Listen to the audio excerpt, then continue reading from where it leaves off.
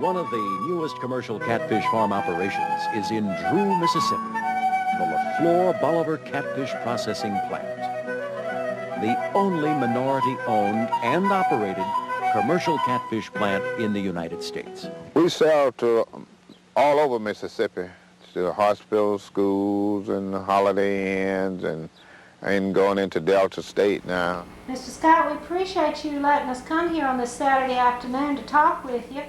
Growing up, he was just my dad. I know you're taking a little bit of your time to do this. I don't mind it. And it's having to grow on me that he really did something great and that he's becoming famous. First,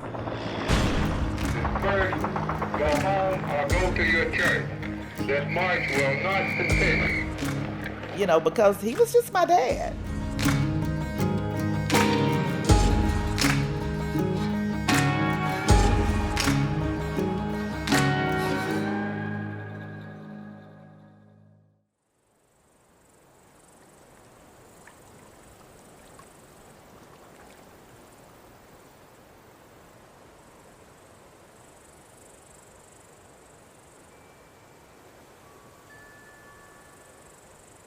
My dad, Ed Scott, he loved farming.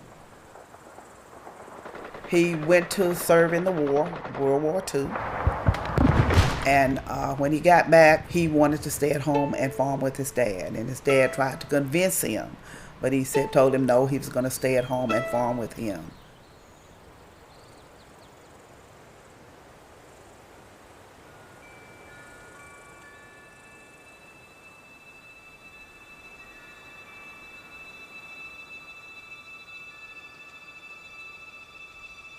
In the late 70s, early 80s, agriculture was really declining in the South.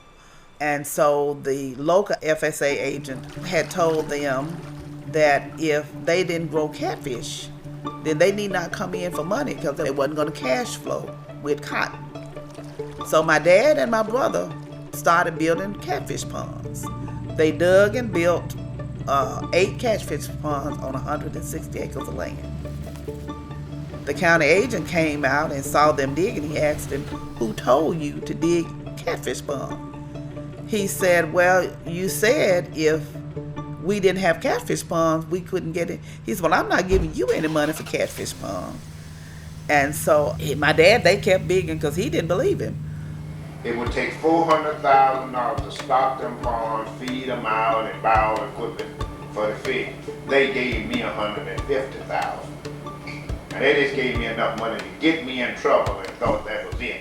But I didn't let that stop me. I kept going. And he had stocked his ponds, and they decided that they weren't going to finance him. The FSA, they decided they were going to come and take his fish out of the pond and haul them off and give them to somebody else. And I can remember that day vividly. My daddy coming down the hall with a shotgun and my mama behind him saying, "Ed, you can't do this. Call the sheriff. Ed, you can't." And he was going to go out there and shoot him, you know. And the sheriff came out and told him, if you don't have paperwork saying that you can get this man's fish, then you got to put him back in the pond. So they had to put him back in the pond. At that time, Delta Pride was the only fish processing plant. But their policy was they didn't process your fish unless you own stock. But guess what? They didn't sell stock to black people.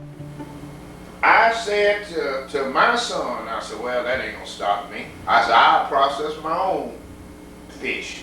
So he went down to Delta Pride. He said they sat there 2 hours. And later say, "Y'all waiting?" He said, "No, we have a tour." "Y'all got some fish?" "Yes, we have some fish." "Well, what y'all gonna do?" And he said, "We down here to see what y'all doing with them so we can do the same thing." So they toured the plant, and then they came back, and he, from that, set up his own plant.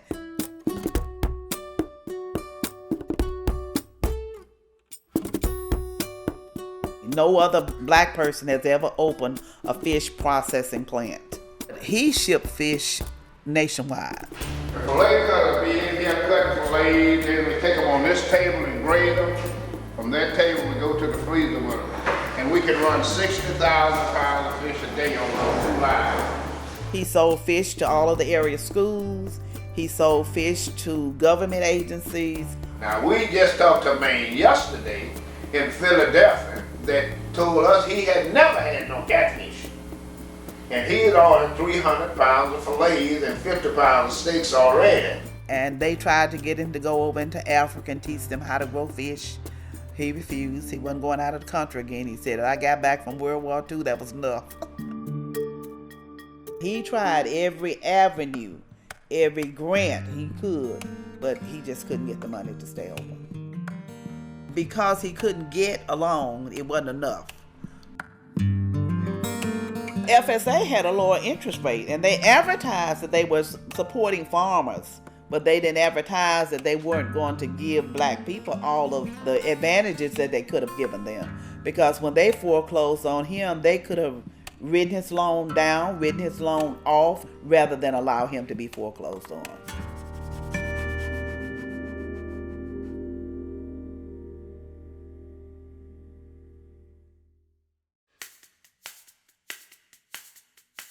About 1995-96, USDA had sent a team down to talk to farmers and find out what were their complaints against FSA. So they knew that they had a lawsuit. And a lot of black farmers were afraid to sign up. They were afraid they were going to be run off their land. They were afraid they were going to be beaten. My daddy was one of the first 200 to sign up. His case was the last case they settled in 2012. It would have been 88, 89. The arbitrator let my daddy tell his story, and he listened to my dad. And as a matter of fact, when he made his ruling, he said that his decision was largely based upon my daddy's testimony. And so I made sure that he signed his own check and that he delivered his own check to the very same man who had taken his land. He felt like God had fulfilled his promise to him. This is going to go in the library, and maybe something you want to tell your great-great-grandchildren. Well, if it's going in the library, I'd like to say it to my people. It ain't no such thing as you can't do what you want to do. So if anybody want to look at this tape or read what I've said, everything I said, I had to do it with the courage that I believe that God would bless me in doing it.